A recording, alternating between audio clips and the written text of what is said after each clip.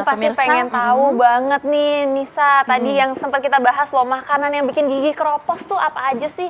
Dan kalau misalnya kita suka makan yang manis-manis seperti yang udah disediakan ini tuh apalagi kopi. Kalau siang-siang nih enak banget minum kopi, Dokter Nisa. Iya sih, bener. Nah, sebenarnya kopi ini aman gak sih?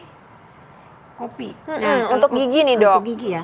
Kopi ini sebenarnya kalau kopinya sendiri itu tidak masalah. Yang bermasalah setelah dia dicampur dengan gula. Nah, gulanya inilah yang bisa menyebabkan permasalahan di gigi. Iya, benar. Karena terutama kita kan ngebahas tentang gigi keropos ya, Dok, Iya, ya. iya. Gula itu sangat bikin gigi keropos ya, Dok, Iya, ya. betul. Tapi kalau kopi sendiri itu sebenarnya hanya menyebabkan pewarnaan ya, Dok, ya.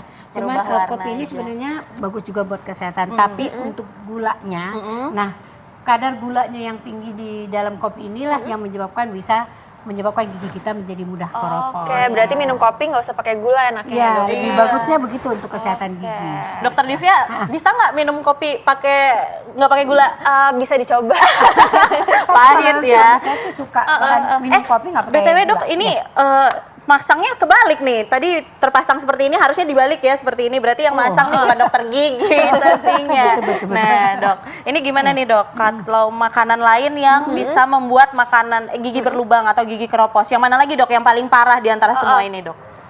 Coklat yang lengket ini juga bisa menimbulkan gigi gampang keropos. Kalau misalnya minuman, Dok, hot coklat tuh tadi sempat aku bahas sama Dokter Nisa, soalnya tuh enak banget, Dok. Hot coklat itu juga bisa menimbulkan keropos gigi karena dia ada kandungan gula dan coklatnya itu biasanya agak lengket dan suka meresap ke permukaan gigi, terutama fisur-fisur seperti ini kita lihat ya. Di sini kan ada garis-garis daripada gigi, kita sebut fisur-fisur gigi. Nah, kalau ini menempel makanan yang lengket atau gula itu bisa menyebabkan gampang terjadi keropos gigi. Oh, ini ya, Dok, ya, di gigi yang mengunyah ini ya, Dok, ya, gigi yang kotak-kotak ini ya, Dok, ya. Jadi di sela-selanya ini, di fisur-fisurnya ini sering nempel ya, Sering Dok. nempel makanan dan agak susah dibersihkannya. Iya, sama ini ya, Dok, ya, pinggir-pinggiran ini juga ya, Dok, pinggiran ya. sela-sela giginya Sela-sela juga begitu. giginya Antara gigi dengan gusi juga gampang untuk timbulnya plak di sana. Iya. Oke, ini mungkin masyarakat juga penasaran, Dok, kalau gigi keropos itu tuh sebenarnya awalnya tuh karena apa sih, Dok? Apa karena mungkin kita bisa lihat dari plaknya dulu atau akan tiba-tiba ngilu-ngilu terus tiba-tiba keropos? Gimana sih, Dok, sebenarnya? Proses daripada karies itu sebenarnya adalah plak yang menempel pada permukaan gigi. Plak itu isinya dari sisa makanan, air liur, dan bakteri. Jadi kalau ada plak, ada bakteri, itulah baru menyebabkan terjadinya keropos. Gitu. Karena kalau plak itu langsung dibersihkan, tidak ada waktu yang lama ditunggu untuk pembersihannya, dia tidak akan terjadi karies karena bakterinya itu tidak mengabulasi si plak itu menyebabkan kumannya menjadi karies pada gigi. Karena tidak didemineralisasi emailnya. Oke. Nah, Dok, ini kan di depan kita ada minuman nih, Dok, ya, minuman bersoda. Nah, ini kira-kira bisa nggak ya menyebabkan gigi keropos? Pemirsa penasaran kan? Tunggu dulu, Dok, jangan dijawab dulu. Nah, pada penasaran kan pemirsa di rumah? Makanya jangan kemana-mana, tetap di Ayo Hidup Sehat.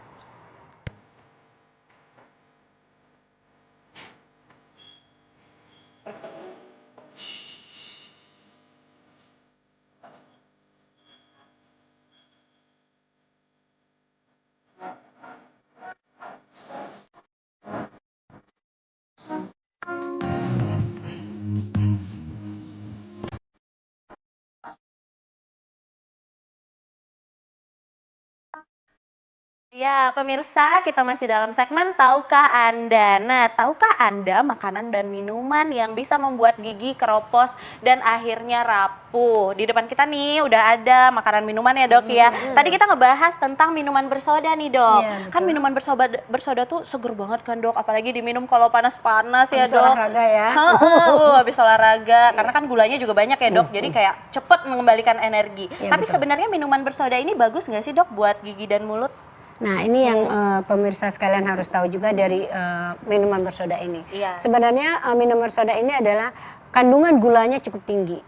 Kalau nggak salah satu kaleng itu 375 mili itu dia mengandung gula itu sekitar 50 gram. Wah, kalau misalnya satu gelas ini kira-kira semananya ya, Dok? Segini ya, Dok, ya? Iya, gulanya. Jadi satu kaleng gitu 5 gram gula. Jadi 5 gram gula itu sama dengan 5 sendok makan atau 12 sendok teh. Gula, banyak banget. Banyak dong. sekali gulanya Iya. pemirsa. Sementara WHO menyarankan untuk gula ini adalah sehari kebutuhan sehari nih kita gula itu cukup 6 sendok teh.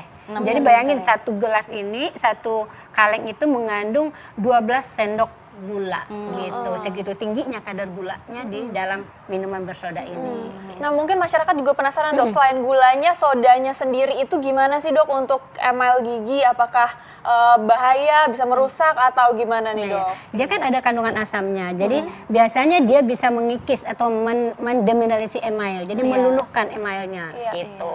Jadi itu yang menyebabkan, jadi nanti giginya menjadi sensitif. Kalau Jadi sensitif, emalnya tipis ya, dok, ya? Emalnya jadi tipis, kemudian kalau tipis dia kan gampang terjadi keropos karena penempelan plaknya di situ menjadi lebih cepat gitu. Oh, oke. Sehingga penembusan atau merusak giginya itu jauh lebih cepat dibandingkan gigi yang tidak ada, dibandingkan dengan gigi yang tidak tipis gitu emailnya. Nah dok, ini banyak juga nih masyarakat yang bertanya-tanya, termasuk pasien saya nih dok. Iya, iya. Katanya, kan kalau misalnya soda yang biasa itu kan gulanya banyak. Tapi kan sekarang lagi ada nih soda yang plain, yang Iya, tanpa iya, yang gula. tanpa gula. Iya, nah itu bagaimana tuh dok? Apakah juga merusak atau tidak? Kalau itu memang kadar gulanya rendah. Sebenarnya semua minuman ini dan makanan yang manis, walaupun yang lengket sekalipun, kalau kita membersihkan setelah mengkonsumsi itu dengan benar, dia tidak akan terjadi proses karies. Jadi intinya adalah kalau setelah minum makanan yang lengket dan manis, kita bersihkan dengan cepat karena untuk terjadi pengeroposan itu dia butuh waktu. Jadi waktu yang panjang itu biasanya 20 sampai 30 menit. Itu setelah kita mengkonsumsi makanan baru terjadi proses bakteri menghancurkan situasi gigi. Gitu. Oke, jadi gimana nih dok saran untuk masyarakat kalau misalnya gimana dok? Kalau misalnya setelah minum minuman yang bersoda dok, apalagi yang manis-manis, ini mungkin harus kumur-kumur kah? Harus langsung sikat gigi atau minum dibilas dengan air putih saja sudah cukup atau air hangat? Gimana dok baiknya? Jadi kalau saran dari kedokteran gigi sebenarnya minum soda ini disarankan untuk memakai sedotan. Karena kalau soda dipakai sedotan jauh lebih enak daripada kopi pakai soda, nggak susah ya, nggak nikmat katanya. Iya. Nah, yang pertama pakai sedotan. Yang kemudian kedua biasa disarankan untuk kumur-kumur setelah kita mengkonsumsi minuman bersoda kayak makanan yang lengket, kita kumur-kumur. Paling bagus lagi kita pakai dental floss untuk membersihkan di sela-selanya karena memang bagian itu yang paling sering ditempeli dengan kotoran-kotoran gitu. Kemudian baru kontrol ke dokter gigi 3 atau 6 bulan sekali. Gitu. Oke, nah dok ini selain itu ini ada cuka nih dok, ini cuka pempek nih kayaknya Oh, iya, ya, cuka warnanya pempek. begini. Ini gimana nih dok untuk pecinta pempek atau makanan yang asam-asam? Saya sendiri sebenarnya suka banget nih dok. Ini tuh, tapi emang katanya nih bahaya juga nih dok, bisa bikin gigi keropos. Iya, Itu betul gimana sekali. dok? Jadi kadar asamnya yang tinggi di pempek ini atau dari buah-buah yang kandungan asamnya tinggi itu juga bisa mempermudah terjadinya proses karies gigi atau keropos gigi. Karena kandungan asamnya ini tadi yang saya bilang meluluhkan emalnya, jadi kayak menghancurkan emal itu dengan gampang. Hampir Emal itu sama lapisan terluar dari Bagian gigi ya terluar dok dari ya? gigi. Jadi kalau kita lihat secara struktur gigi, lapisan gigi itu terdiri dari email, dentin dan pulpa. Nah, bagian email itu bagian paling luar daripada si gigi, dia mengandung 97 mineral. Dan selebihnya itu terkandungannya 1% air, selebihnya 2% organik. Jadi kalau gigi yang mengandung mineralisasinya lebih tinggi pada orang dewasa biasanya lebih tidak gampang terjadi karies. Kecuali pada anak-anak yang kandungan mineralisasi dari email itu lebih sedikit, makanya anak-anak lebih sering dan gampang untuk terjadi keropos atau karies gigi. Ya, gigi susu ya dok Gigi ya? susu karena mineralisasinya lebih rendah pada anak-anak gitu. Nah mungkin masyarakat juga ada nih dok yang suka makan pempek, terus Iya, setelah iya. makan pempek minumnya dia pakai soda dok, atau yang dingin-dingin, Kopi manis habis itu ya. Atau coklat. Nah itu gimana dok? Jadi sebaiknya setelah kita mengkonsumsi apapun makanan yang kita konsumsi, batasi pengkonsumsi makanan yang lengket, yang manis itu kita kurangi, jangan terlalu berlebihan. Intinya jangan terlalu berlebihan. Kemudian jangan terlalu berdekatan waktunya. Jadi harus ada ML ini kan punya proses ada remineralisasi.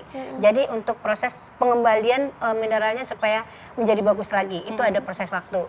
Jadi kalau untuk pencegahan, bukan berarti kita tidak boleh makan begini, tapi dikurangin. Yang kedua, yang tadi saya bilang harus segera berkumur-kumur setelah mengkonsumsi makanan, sikat gigi yang benar pagi dan terutama sebelum tidur. Iya, benar.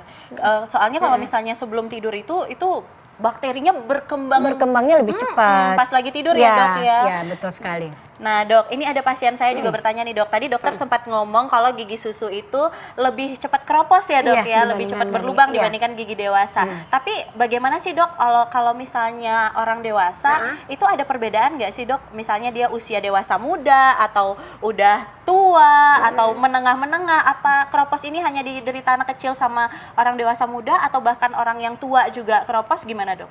Jadi untuk keropos ini kan ada proses. Jadi ada proses sisa makanan yang terkumpul, terbentuk plak, kemudian ada proses bakteri di situ, itu yang menimbulkan terjadinya karies gigi. Oke. Nah, cuman memang kalau pada anak kecil, Iya. susunan lapisan emal mineralisasinya itu dia lebih rendah, sehingga pada anak-anak dia lebih gampang karies karena memang mineralisasi dari giginya yang sedikit. Tapi dibandingkan dengan orang dewasa, mineralisasinya dari emalnya itu jauh lebih banyak, yaitu 97%. Sehingga otomatis orang dewasa akan lebih tidak gampang terjadi karies dibandingkan dengan anak-anak. Bukan berarti orang dewasa tidak mudah terkena karies.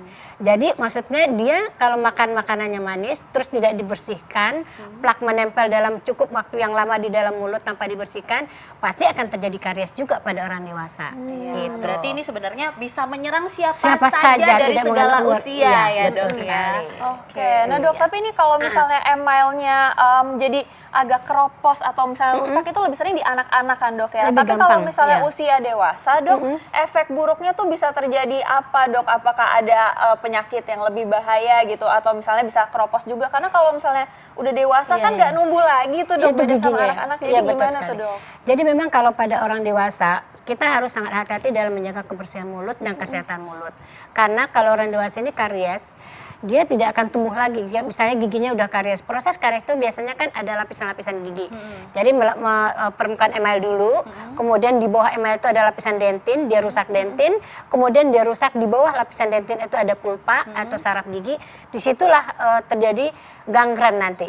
Gangren ini yang menyebabkan gigi jadi busuk. Kalau gigi busuk, akhirnya terjadilah infeksi. Oke. Nah, Kalau gangrennya infeksi. tadi sendiri, Dok, itu kalau misalnya di lokasinya di mananya, Dok? Tadi di pulpanya dan di dalam kena ke saraf.